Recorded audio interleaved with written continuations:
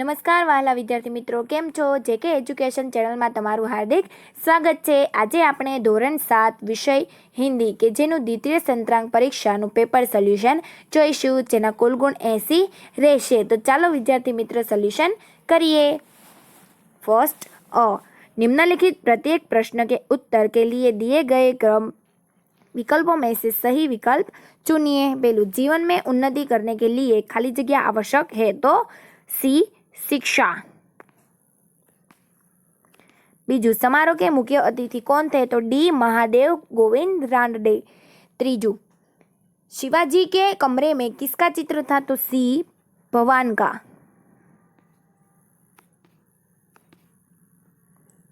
चार, कुएं के चारों ओर बनी ऊंची भूमि को क्या कहते हैं? तो ए भगत. पांच, मनुष्य धरती के से किसको जोड़ सकता है? तो बी अंबर को.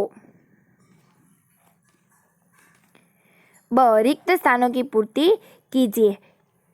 पहलू, परीक्षा पक्षी चहचहाते हुए अपने नीड को की ओर जा रहे थे. बीजू, लोग कहते हैं कि हमारी सरकार निकम्मी है. त्रीजू, हम दोनों के पेट भर अन्न मिलना दुर्भर्ग हो गया है. क, सही वाक्यांश चुनकर पूरा वाक्य फिर से लिखिए. पहलू, छोटा बच्चा सामने से आ रही मोटर से बिल्कुल बेखबर था.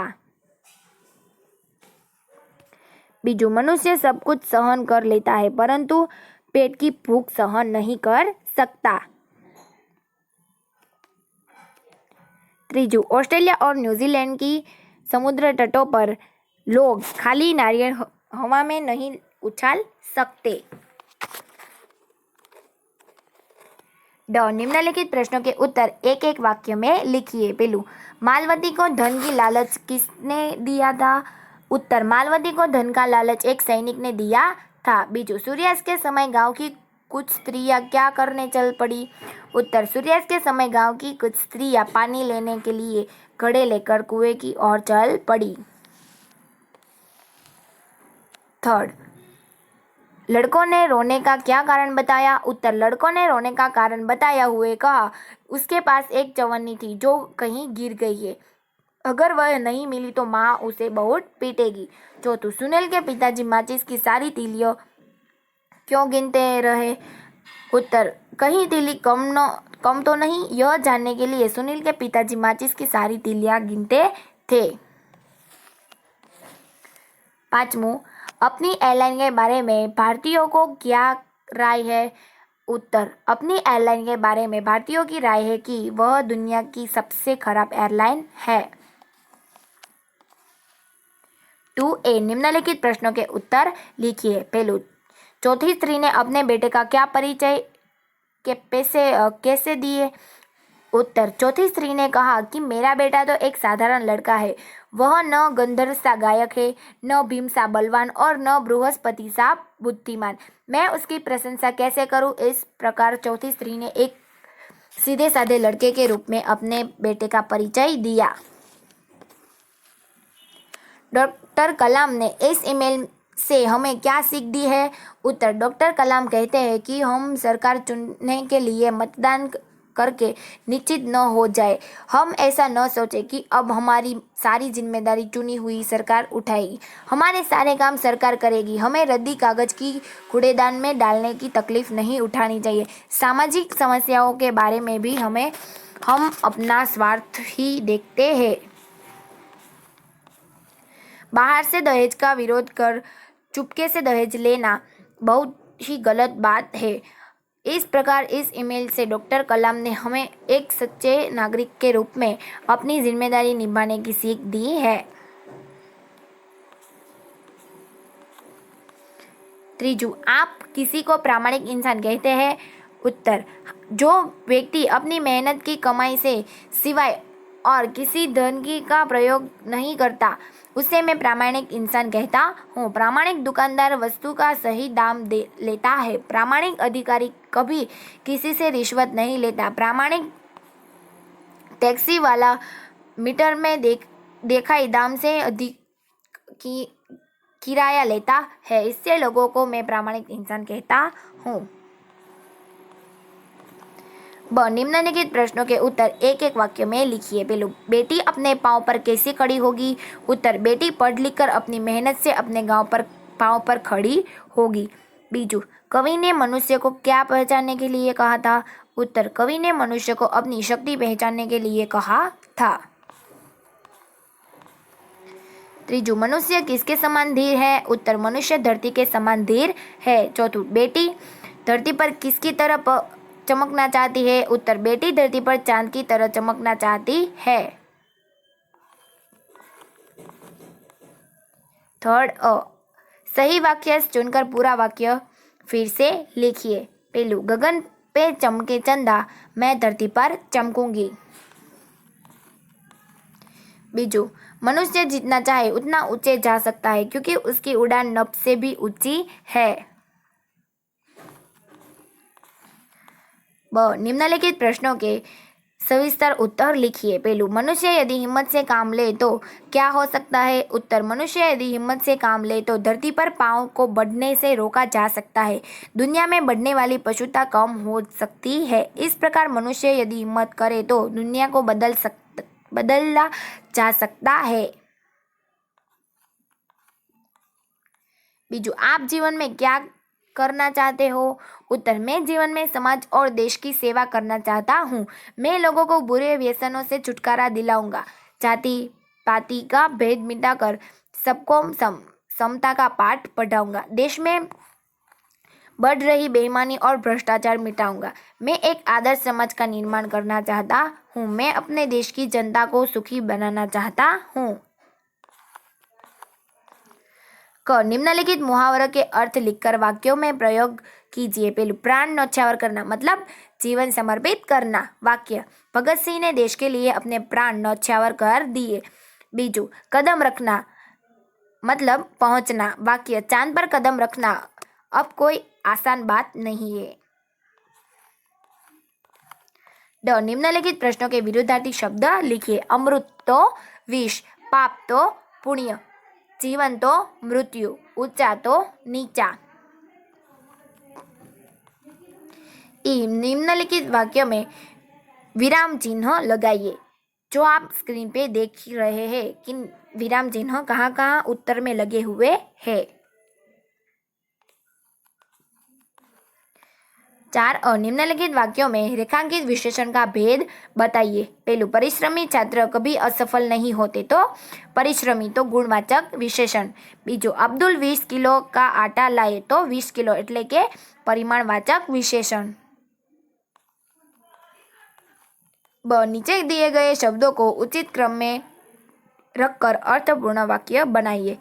जो आप नीचे स्क्रीन पर देख ही रहे हैं कि कुछ वाक्य मतलब कि कुछ शब्द दिए गए हैं जिसका उत्तर में उसकी अर्थपूर्ण करना है, मतलब कि उसको उचित क्रम में रखना है। क निम्नलिखित रूपरेखा के आधार पर कहानी लिखिए और उसे उचित शीर्षक दीजिए।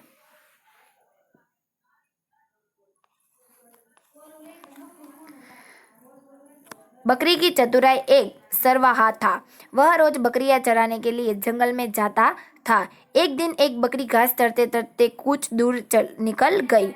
उसने किसी को घुर्राने की आवाज सुनी। उसने सिर उठाकर देखा तो सामने एक भेड़िया खड़ा था। भेड़िया बोला, मुझे बड़ी भूख लगी है, अच्छा हुआ तू यहाँ आ गई, अब मैं तुझे खाऊंगा। बकरी पहले तो बहुत घबराई, फिर उसने हिम्मत से काम लिया। वह बोली, आप मुझे खाना चाहते हो तो कोई बात नहीं, परंतु पहले आप मेरा एक गाना सुन लीजिए। भेड़िया बोला, चलो ठीक है, सुना तू अपना गाना। बकरी जोर जोर से मैं करने लगी। आवाज सुनकर चरवाहा लाठी लेकर वहां आ पहुंचा। उसे आता देखकर भेड़िया भाग गया और बकरी की जान बच गई। शीर्षक, बकरी की चतुराई। अपने विद्यालय में मनाए गए प्रजासत्ताक दिन के बारे में जानकारी देता हुआ पत्र अपने मित्र को लिखिए। 23 विजयनगर सोसायटी, राजकोट। प्रिय मित्र सुभाष, जय हिंद।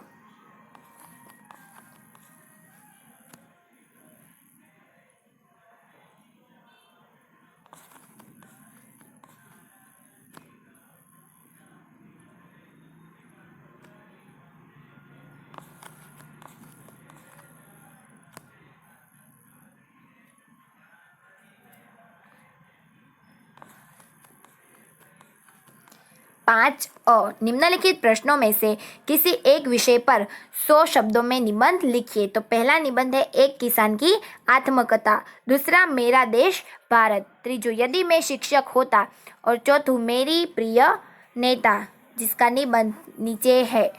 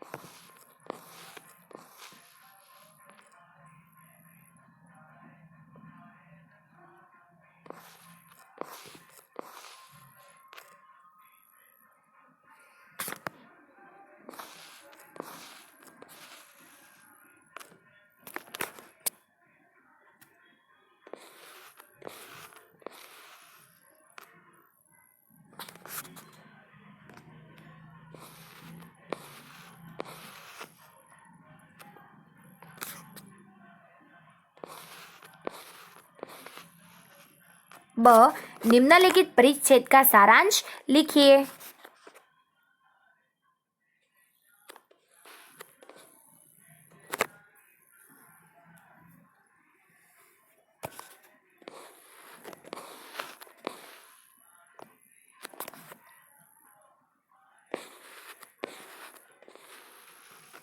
सारांश।